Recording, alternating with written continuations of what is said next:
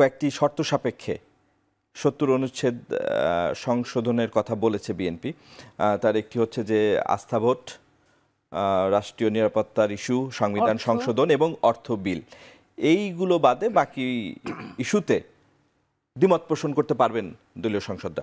তো এই যে শর্ত সাপেক্ষে এ ধরনের সংশোধনীর পক্ষে বিএনপি মত দিয়েছে, এটা তো এক ধরনের পাখা ছেটে উঠতে বলার মতো। আপনি কি মনে করেন?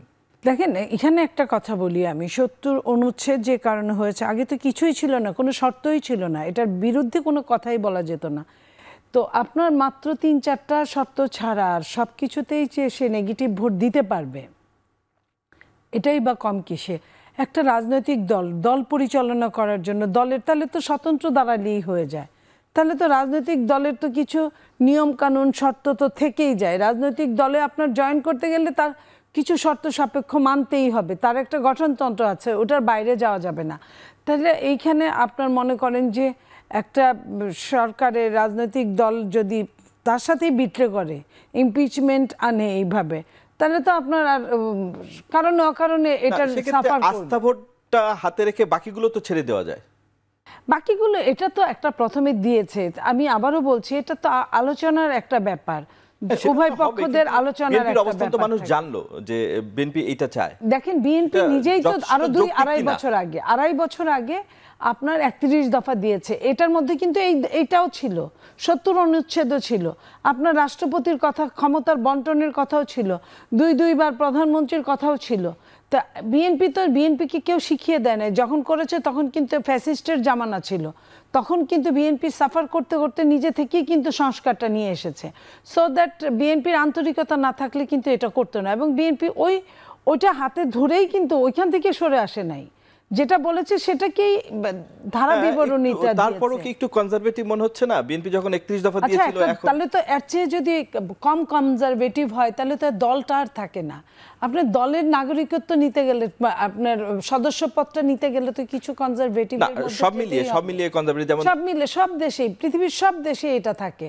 তো সেইখানে আলোচনা সমালোচনার মধ্যে হয়তো সংখ্যাগরিষ্ঠকে আমরা সাপোর্ট করি, তো সংখ্যাগরিষ্ঠ রাজনৈতিক দল যদি বলে যে না এটা হবে না, সংখ্যাগরিষ্ঠতার থাকতে হবে, বা সরকারের একটা পোষণ। আবার এটাও তো ঠিক যে এখন কিছুই বললো না, সব মেনে নিল, তারপরে রাষ্ট্র পরিচালনায় যখন আসবে, ধরে নিলাম আমি যে বিএনপি আসলো, বিএনপির যেহেতু আমি এটা আপনিও বুঝবেন যে সংখ্যাগরিষ্ঠতা অনেক বেশি, যদি ঠিকঠাক মতো নির্বাচনটা হয়, তো সেইখানে সে তো তখন নাও পালন করতে পারে। এখন যে এই বার্গেন করে যে আপনি যে নিচ্ছেন, এটাও তো অনেক বড় কিছু, এটাকেই তো গণতন্ত্রের একটা বিউটি এটাকে বলা হয়।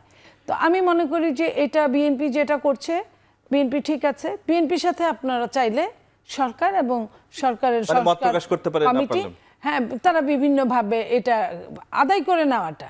কিন্তু গণতন্ত্রের চর্চাও তো মানে জায়গাটা একটু সংকুচিত হয়ে গেল। মানে আমরা দলীয় এমপিদের যেখানে দায়িত্ব পালনে আরো বেশি সক্রিয় দেখতে চাই, এইসব বিধিনিষেধ দিয়ে ৭০ অনুচ্ছেদ সংস্কার করলে তা কতটুকু আমরা এটা দিয়ে শুরু করি না, আমরা তো কিছুই করি না এর আগে। তো আমরা যদি শুরু করি, তারপরে যখন কাজটা শুরু হবে তখন কিন্তু আরো বোঝা যাবে যে আমি কতটা সাফার, কতটা আমি গেইনার। তো আমি যদি সাফারের সংখ্যাটা বেশি থাকে, আবার একটা আলোচনার মধ্যে, আবার একটা ডিমান্ডের মধ্যে, না চাইলে তো আসলে বাচ্চা হয়ে মায়েও দুধ দেয় না।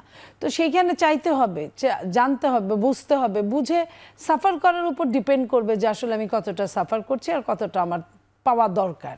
আমি মনে করি এটাই। ধন্যবাদ মনিয়া আপা।